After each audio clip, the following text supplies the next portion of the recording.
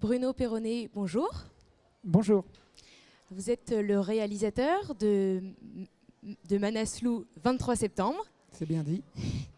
Qui a été, il est passé aujourd'hui, ce jeudi 20 novembre, dans le cadre du festival du film d'aventure. Alors avant de parler de ce film, on va d'abord parler de vous peut-être. Vous êtes réalisateur, vous dites même réalpiniste. C'est ça. Alors vous avez réussi à allier ensemble la réalisation et l'alpiniste. Oui, c'est ça. Réalpiniste, c'est une marque déposée, rien que ça. C'est un petit peu le label sous lequel je travaille. Moi, je suis alpiniste de passion, réalisateur de formation. Et j'ai créé mon activité il y a une bonne quinzaine d'années de cela maintenant, en mariant ces deux passions. Donc un vrai beau métier, puisque je suis effectivement à la fois alpiniste et réalisateur. Réalpiniste. Le film d'aujourd'hui est un petit peu particulier pour vous. Vous l'avez dit, vous le revendiquez un film personnel. Alors, on peut parler peut-être de ceux que vous avez réalisés précédemment. C'était des films donc tournés vers la montagne. Toujours, enfin en tout cas le plus souvent possible. C'est vraiment ce qui m'anime et ce qui me passionne. J'ai réalisé plusieurs films qui sont en fait des films d'aventure principalement, c'est-à-dire des films qui racontent un exploit de montagne ou une aventure de montagne, ou dans lesquels j'essaye le plus souvent de m'intégrer, de participer. C'est un petit peu ce qui fait un peu ma marque de fabrique, être capable de filmer et en même temps d'accompagner les aventures. Le film dont on parle aujourd'hui ici à La Rochelle est un petit peu différent puisque les images, je ne les ai pas réalisées. C'est un film que je porte pour son propos, qui est un film un peu difficile puisqu'il parle justement des drames de montagne et qui s'appuie sur des images qui ont été réalisées par les protagonistes et les alpinistes eux-mêmes. Vous pouvez nous en dire un petit peu plus sur ces images? C'était donc une des personnes qui a participé à cette expédition.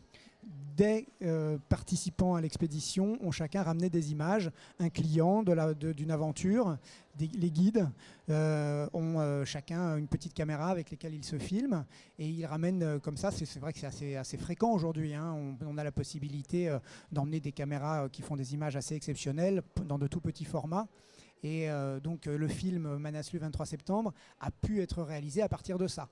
À la base, ça ne devait être qu'un film d'aventure, simplement, qui racontait l'ascension d'un des sommets les plus hauts du globe, le Manaslu, qui est le 8e sommet du globe, simplement à partir de belles images réalisées sur cette aventure. Et malheureusement, le Manaslu a été le théâtre du plus grave accident de montagne qu'ait connu une expédition française depuis de nombreuses années, puisque 9 alpinistes sont morts sur les flancs du Manaslu en 2012. À partir d'images, alors il ne faut peut-être pas en dire plus que ça, mais à partir d'images autour de ce drame. Et c'est vrai que partant de cette matière assez exceptionnelle, assez incroyable, je ne sais pas quel mot employer, mais une matière jamais vue, il y avait matière justement à aborder ce sujet très particulier, la face sombre de l'aventure, la face sombre de l'exploit, ou la face sombre de l'alpinisme et de l'himalayisme, qui est justement quand ça se passe mal. Vous le revendiquez, c'est un film très personnel. Alors du coup, vous l'avez dit, ce ne sont pas vos images. Dans ces cas-là, comment vous intervenez en tant que réalisateur sur ce film? Vous vous êtes approprié aussi cette histoire? C'est exactement ça. Il y a une histoire à raconter quand j'ai les images dans les mains qui est assez incroyable, exceptionnel. Encore une fois, c'est toujours difficile de dévoiler puisque l'histoire de ces images est l'histoire du film. Si on raconte ce qu'il y a de particulier dans ces images que j'ai pu traiter, on raconte déjà le film et presque son suspense. Donc c'est presque un petit peu déjà dévoiler l'histoire. Mais en gros, c'est vrai qu'on a assez rarement l'occasion de travailler sur des images qui racontent à ce point de façon intime un drame. Mais ça, c'est seulement le début. À partir de là, quoi faire? Comment raconter? Quel axe avoir? Et le choix qui a été le mien, ça a été de se dire, on a un drame, on a quelque chose de très difficile qui a été vécu sur cette aventure, mais derrière ça, il y a des humains qui restent, des hommes et des femmes qui restent, et en particulier les femmes de ces hommes qui vivent en haute montagne, les guides. Et l'idée a été de voir l'envers du décor et d'aller rencontrer ces femmes qui sont femmes de guides ou femmes de clients et qui, elles, de façon très pragmatique, restent sur le carreau avec leurs hommes qui sont morts en montagne. Et c'est de là qu'est parti le traitement de ce film. Les femmes, elles ont une place vraiment de choix, une place particulière dans ce film alors? Oui, c'est pour moi clairement le choix que j'ai fait. C'est vrai que la montagne et l'alpinisme restent encore aujourd'hui une affaire d'hommes. Bien sûr, il y a des femmes qui font des choses exceptionnelles, qui n'ont pas à démériter par rapport aux hommes. Mais malgré tout, les grands exploits, les grandes histoires médiatisées restent des histoires masculines. Et c'est vrai qu'on parle assez peu de ces femmes qui portent la vie aussi, et puis l'arrière, l'envers du décor de la vie de ces hommes-là, qui sont donc les femmes qui les aiment. On a coutume de dire qu'un alpiniste a deux amours dans la vie. Il a la montagne et certainement sa femme ou ses femmes. Et c'est vrai que la montagne joue un jeu un peu particulier dans la vie des hommes qui partent en montagne, espèce de triangle amoureux comme ça, très étonnant, très, très original, peut-être parfois même un peu pervers. Et c'était intéressant justement d'aller voir l'autre versant, parce que ces hommes sont des alpinistes, mais ce sont aussi des hommes avec des histoires d'amour. Et donc ces femmes qui restent seules, elles ont perdu quelque chose. Peut-être c'est les premières à avoir perdu réellement quelque chose d'important dans leur vie lors de la disparition de l'amour de leur vie sur la montagne. On peut dire peut-être qu'il y a il y a des héroïnes également, il y a les héros qui partent faire l'expédition, il y a aussi celles qui restent, parfois seules, parfois qui récupèrent aussi leurs alpinistes partis pendant l'expédition. En tout cas, c'est une certitude que, je ne sais plus qui disait que derrière tout grand homme, il y a une grande femme. Alors ça a une dimension un peu phallocratique de dire ça, comme si effectivement il ne pouvait y avoir que des grands exploits qui soient réalisés par des hommes. Je ne crois évidemment pas ça du tout, mais en tout cas, ce que je crois certainement, c'est que les hommes qui réussissent de grandes choses, ils ont une compagne ou ils ont quelqu'un ou un compagnon, enfin ils ont un amour derrière eux qui les porte. Je pense qu'un homme complètement seul ne peut pas aller aussi loin que quelqu'un qui est porté, et les histoires se répètent toujours. Ceux qui réussissent le plus, le mieux, ils ont aussi je dirais une dimension comme ça, une énergie qui les porte, et voilà, souvent dans l'ombre il y a quelqu'un qui est là pour les accompagner. Alors vous mettez en avant la figure des femmes dans votre film, et il y a aussi d'autres questions qui ressortent de ce film. Alors sans en révéler évidemment la teneur, mais alors vous partez quand même d'un constat. On a deux expéditions, 2 années différentes, mais un même lieu, 2 mêmes guides, les mêmes conditions, et pourtant 2 issues différentes. Il y a la question du risque aussi, du risque accepté. C'est exactement aussi ce qui est au cœur de l'histoire, c'est ce qui m'a fait vibrer tout de suite.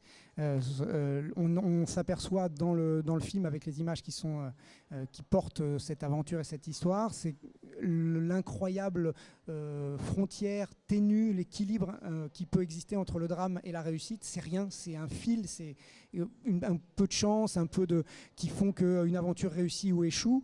Et la prise de risque constatée, voulue, prise sciemment par ces aventuriers, c'est quelque chose qui est intéressant d'explorer. On a tendance souvent, et d'ailleurs beaucoup dans des événements comme celui du festival d'aventure, à regarder cette face-là de l'aventure qui est la réussite, l'exaltation de l'exploit. Bien sûr, ça c'est ce qui fait que l'aventure est belle, mais elle est au prix de quoi? C'était ça la question que je voulais poser. Et qu'est-ce qui fait qu'une aventure est belle ou n'est pas belle? C'est certainement insoluble. En tout cas, moi j'ai essayé dans ce film-là de prendre le sujet à bras-le-corps et de l'explorer le plus profondément possible, en tout cas avec ce que moi je porte comme regard sur ce sujet. On se demande effectivement ce que c'est le risque, notamment quand on entend les femmes des alpinistes parler. Au final, on a l'impression que le risque, c'est simplement de se lancer, de vouloir vivre sa vie. Oui, c'est tout à fait ça. C'est vrai que ce qui est intéressant aussi derrière justement le discours de ces femmes, et moi ce qui m'a beaucoup ému quand on les interviewe, c'est que dans un premier temps, le fait que ces hommes soient capables de vivre leur vie jusqu'au bout, d'être des hommes passionnés, d'aimer la montagne et de vivre ce qui les fait vibrer jusqu'au bout, c'est peut-être un peu ça qui d'abord les fait tomber amoureuses. Parce qu'il y a ça aussi derrière. Pourquoi on tombe amoureux de quelqu'un comme ça, qui est prêt à prendre des risques et à avoir une maîtresse qui serait la montagne? C'est étonnant, cette espèce de triangle amoureux, encore une fois, dont je parlais tout à l'heure.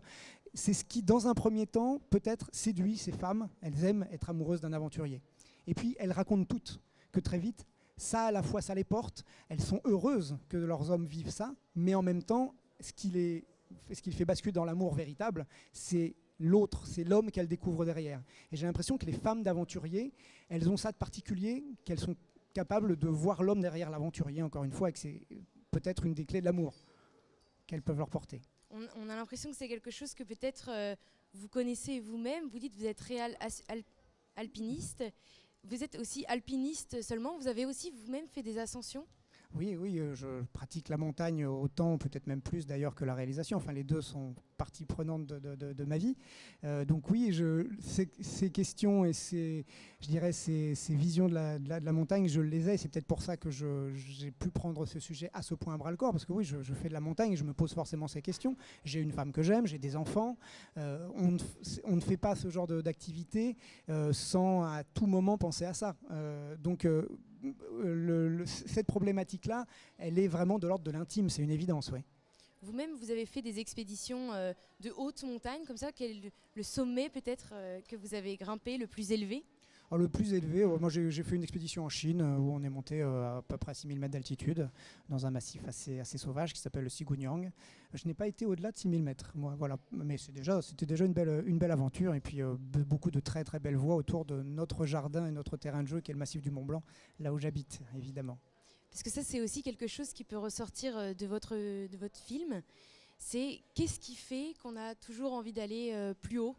Il y a aussi il y a une histoire tragique aussi dans ce film, et pourtant on voit parfois certains protagonistes qui ont envie d'y retourner, envie d'y aller. Et si c'était ça, finalement, la premier enseignement simple et évident qui ressort des témoignages que j'ai pu recueillir, c'est que les hommes qui restent, qui sont là, qui ont vécu de près ou de loin le drame, ils disent encore et malgré tout, il y a des morts, on perd des amis, on a failli passer nous-mêmes très près de la mort. Et pour autant, il y a une telle exaltation dans ce genre de réussite, dans ce genre d'entreprise, que la première chose qu'on ressent quand on est en bas, c'est de vouloir repartir. C'est peut-être une allégorie de la vie et de l'existence en général. Un des protagonistes du film, qui a réussi le Manaslu, lui, dit un homme qui ne rêve pas, c'est un homme mort. Et c'est vrai que la montagne est un tel vecteur de rêve qu'on touche du doigt, là, peut-être ce qui les emmène à ce point à accepter encore et toujours d'y retourner, de se dépasser, d'oublier le risque, de ne pas y penser et de se réaliser par cette chose inutile, comme disait Lionel Terray. On est des conquérants de l'inutile quand on est en montagne, mais si fondamentale à la vie de certains. On n'a pas parlé non plus de la projection qui a eu lieu tout à l'heure. Comment ça s'est passé? Comment vous l'avez vécu? Quelles ont été les réactions du public? Alors attention, là, vous serez presque prêt à me faire pleurer. Ça a été une projection très émouvante. Ce film, je sais que ce film porte des émotions très fortes. Ça a été encore une fois le cas ici à La Rochelle, avec beaucoup de retours très positif des spectateurs, et moi ça me touche particulièrement parce que, comme je l'ai dit dès le départ, parmi tous les films que j'ai faits, celui-ci, alors que l'aventure que je raconte, je ne l'ai pas vécue, c'est peut-être un des films les plus personnels et plus intimes. Alors de s'apercevoir que les spectateurs le reçoivent comme tel et me font des retours où j'ai réussi à toucher la fibre que j'espérais au travers de cette aventure, c'est particulièrement fort. Quelle était la fibre justement que vous espériez toucher? Montrer que justement milieu de l'aventure, de l'exploit, n'est pas monolithique. Qu'il y a comme chez tout le monde, n'importe quel psychanalyste parlera de part d'ombre. Toute personne a une part d'ombre, mais toute réalisation a une part d'ombre aussi, et qu'en la regardant en face, elle permet de mieux comprendre la lumière. C'est parce qu'on regarde l'ombre, c'est parce qu'il y a une ombre que la lumière existe. Et je suis personnellement tout à fait convaincu de ça, et c'est un petit peu ce qui a guidé la réalisation de ce film.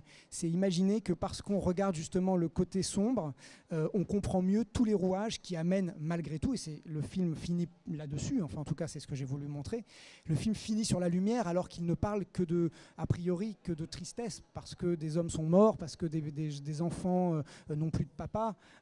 Donc ça, c'est la part la plus terrible, la plus difficile, la plus insondable. Et pour autant, on finit malgré tout sur une note particulièrement positive, à mon sens, et un message d'espoir. Et j'ai l'impression que cette dimension un peu particulière a été touchée, en tout cas par les spectateurs qui ont bien voulu témoigner tout à l'heure. Est-ce que vous avez vraiment pu trouver une réponse? Alors, du coup, vous avez dit peut-être la chance, la malchance, en fait, ça ne dépend pas forcément, ces expéditions ne dépendent pas forcément des hommes. Pas que, voilà, si j'ose dire, c'est un peu trivial de dire ça, mais pas uniquement.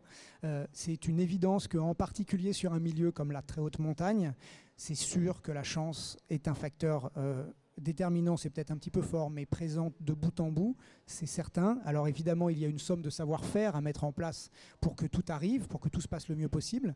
C'est évident que si on n'a pas ces savoir-faire, on n'a même pas une chance de réussir quoi que ce soit. Par contre, quand bien même on a tous ces savoir-faire, l'ultime élément reste la chance, et ce n'est pas le moindre, parce que justement, c'est vraiment le paramètre sur lequel l'homme n'a pas la prise du tout, et malgré tout, il est obligé de s'y confronter ou de composer avec. Donc ça fait de cette activité quelque chose de très très particulier, mais quelque part, et c'est ça qui est intéressant à mon avis dans la montagne, moi j'ai coutume de dire que j'ai toujours fait que des films de montagne.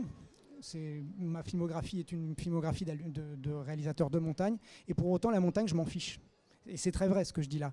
La montagne est belle, la montagne est un décor fantastique, mais elle n'a rien d'intéressant si elle ne sert pas à tenir un discours sur l'humain et sur l'homme et sur ce qu'elle révèle de l'homme. Et je crois que ce qui est intéressant dans la montagne, justement, c'est ça, c'est sa capacité cathartique à révéler le pire et le meilleur de l'homme, et à le sortir un petit peu comme si on retournait le mécanisme, la psyché humaine pour la montrer au grand jour. C'est ça la montagne. Mais d'ailleurs, on se demande aussi, est-ce que l'expédition, elle serait aussi belle? Est-ce que autant de gens auraient envie de monter là-haut s'il n'y avait pas ce risque, cette petite chose que l'homme ne peut pas maîtriser, qui est donc cette petite chose.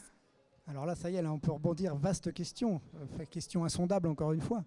Oui, peut-être, certainement. Alors l'homme est fait pour risquer. En tout cas, c'est l'un des piments qui anime certainement les grandes réalisations. Et c'est encore une fois là la montagne qui le démontre de façon brute, crue, parce que là c'est évident, la sanction elle est là, elle est immédiate. On réussit, on réussit pas, on meurt. Mais si on devait extrapoler ce modèle-là à toutes les grandes entreprises de l'existence, globalement, ce modèle-là se répète partout. On ne meurt pas forcément quand on échoue. En tout état de cause, plus on essaye quelque chose d'ambitieux, de difficile, de précaire, où la chance doit beaucoup, plus la part d'ombre est là, juste là, et plus la limite est précaire. Et c'est peut-être ça le message. Est-ce qu'on peut dire que l'expédition, les hommes, les membres de l'expédition qui n'aient peut-être pas pu atteindre le sommet, est-ce qu'ils ont eux aussi réalisé un exploit? Est-ce qu'on peut parler d'exploit aussi pour eux? Pour ceux qui malheureusement n'en sont pas revenus. En tout cas, c'est encore une fois une très grande question. Qui est-ce qui réussit le mieux? Celui qui est allé en haut, qui est redescendu et pour qui tout s'est bien passé, ou celui qui a été au bout des risques et qui malheureusement en est mort? Sur le film et sur le Manaslu, là c'est quelque chose d'un peu particulier parce que malheureusement, c'est pas le jusqu'au boutisme qui a amené à l'accident, c'est la faute à pas de chance. On a mis la tente à l'endroit où il y avait la coulée est partie, a emmené tout le monde. Mais c'est vrai que par exemple, si on regarde des grandes aventures d'himalayisme célèbres comme les premières ascensions de l'Everest, il y a peut-être eu des ascensionnistes de l'Everest qui sont allés au sommet avant ceux qu'on a reconnus comme étant les sommiteurs historiques, Tenzing et Hillary en 1953. Il y a eu Mallory par exemple, qui peut-être est allé en haut, on ne sait pas, on ne saura certainement jamais, mais qui en tout cas n'en est pas redescendu. Est-ce que son exploit en est moindre? Est-ce qu'il a réussi l'Everest? Est-ce qu'on réussit une montagne parce qu'on en monte et qu'on en redescend, ou simplement parce qu'on l'atteint, ou simplement parce qu'on l'essaie?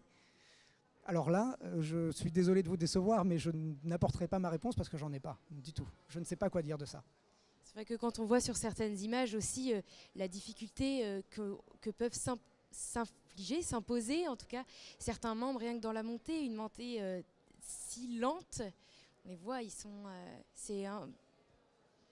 c'est quelque chose de totalement, je dirais, incompréhensible à qui n'a pas commencé à le vivre. Moi, j'ai jamais été aussi haut que ça, mais à partir d'une certaine altitude, dès 4000 mètres à peu près, pour peu qu'on ait peu d'acclimatation, et puis ensuite au-delà, l'effort qui est demandé, qui est exigé à l'alpiniste en phase d'hypoxie, en phase de manque d'oxygène, est quelque chose de totalement incroyable. C'est une douleur physique énorme, c'est un risque très présent évidemment, un risque physique immédiat, le risque de l'œdème. Enfin, c'est une zone qu'on appelle la zone de la mort. Au-delà de 7500 mètres d'altitude, le corps humain n'est pas fait pour vivre. Donc c'est vrai que l'effort à consentir sans oxygène, avec l'oxygène ça aide un petit peu quand même. Il y a beaucoup d'himalayistes qui réussissent d'ailleurs leurs ascensions avec l'aide de l'oxygène. Mais d'autres sans. Et ceux qu'on voit dans le film que j'ai réalisé tentaient tous l'ascension sans oxygène. Il faut bien imaginer qu'on est à la frontière d'exploits physiques totalement incroyables. Il y en a déjà au moins un réussi, en tout cas on est sûr. C'est au moins l'exploit physique, on va presque au-delà de ce que la nature nous permet. À la base, oui, oui, c'est vrai. Et puis c'est là aussi où chacun tutoie ses limites, c'est-à-dire qu'on s'aperçoit clairement qu'on n'est pas tous égaux biologiquement, physiologiquement face à ça. Il y a des organismes hors normes qui sont capables d'exploits complètement incroyables à très haute altitude. Des gens comme Marc Battard, par exemple, qui sont capables de faire l'aller-retour à l'Everest en 24 heures depuis le camp de base et voilà, qui sans oxygène, enfin, qui font des choses totalement incroyables. Et puis d'autres qui, à partir d'une certaine altitude, sont juste en danger de mort parce que le métabolisme ne suit pas. C'est aussi, évidemment, parmi les nombreuses facettes de l'alpinisme, cette faculté de nous mettre immédiatement et de façon crue en face de nous-mêmes. Nous sommes, nous, chacun, individuellement, composés de chair, de sang, d'os, qui fonctionnent comme une machine. Il y a des machines qui fonctionnent plus ou moins bien par rapport à ça. Et la montagne, l'ascension, elle est immédiate, on le voit tout de suite. On le voit ça aussi bien dans le film, les étapes, petit à petit, on monte sur le camp 1, le camp 2, on revient. C'est vraiment une préparation, on ne peut pas monter comme ça en haut d'un sommet à 8000 en même temps, sans préparation. Ah bah ça, sans préparation, ça c'est évident. Et puis l'ascension d'un 8000 est elle-même une préparation lente nécessaire. C'est-à-dire que sur la montagne, quand bien même on a une très grande science de la montagne, un entraînement préalable poussé qui est lui-même indispensable, même ça ne garantit pas qu'on va bien y arriver. Il faut aussi apprivoiser la haute altitude avec lenteur, avec progression, et c'est ça qui permet de réussir ou pas. C'est-à-dire que si on va trop vite, on va clairement dans le mur, à part des métabolismes encore une fois exceptionnels comme les gens qu'on a cités tout à l'heure. Vous mettez aussi l'accent sur le métier d'alpiniste, le guide. Comment on devient un guide alpiniste? Qu'est-ce qui fait qu'on a cette... Bon, vous ne pouvez pas trop me répondre. Qu'est-ce qui fait qu'on devient guide? Alors ça, c'est encore autre chose. Un guide de haute montagne, c'est l'image la plus absolue de l'alpiniste. Tout alpiniste amateur, je suppose, en tout cas, c'est clairement ce qui se ressort à rêver un jour de devenir guide. Le guide, c'est la quintessence de l'alpiniste. C'est le seul alpiniste professionnel, le guide. Donc évidemment, c'est une fibre qui naît, et puis c'est très difficile de devenir guide. C'est un métier qui s'apprend après des études longues, après un exercice de probatoire pour intégrer l'école de guide en France. Donc évidemment, c'est un rêve excusez-moi, très difficile à accomplir, mais que tout alpiniste, à mon avis, a tutoyé un jour. Mais c'est l'expérience qui fait... Parce que j'imagine que chaque sommet est différent. Alors comment on peut guider toute une expédition sur un sommet en particulier en connaissant si bien... l'autre, celui d'à côté, c'est... C'est ça, un guide de haute montagne, c'est quelqu'un qui a appris une batterie de techniques pour aborder ce milieu de la haute montagne, qui a ses codes, qui a ses façons de l'aborder, des techniques d'encordement, des techniques de progression. Et le guide de haute montagne, théoriquement, et c'est une réalité, ce n'est pas seulement théorique, il est capable de s'adapter à n'importe quel type de terrain parce qu'il l'a appris, il a révisé ses gammes. C'est un petit peu comme un pianiste virtuose qui est capable de jouer à la perfection une partition de Chopin, et puis un jour on lui montre une partition de Mozart ou une partition de Pierre Boulez. Et c'est simplement une partition qu'il n'a jamais jouée, mais sa virtuosité l'amène à être capable de jouer ses morceaux et ses pièces aussi bien que celles qu'il connaît déjà. L'alpiniste et le guide de haute montagne, c'est un peu la même chose. Il a déjà gravi le Cervin, le Mont Blanc, il a été sur la Concagua, il a vécu toutes ces choses-là. Et toute cette batterie de connaissances, toute cette expérience, il est capable de la décalquer sur d'autres sommets. C'est ce qui fait, je dirais, la magie de ce métier. Bruno Perronnet, je vous remercie. Merci à vous. D'être venu nous présenter votre film Manaslu 23 septembre. À bientôt. Merci.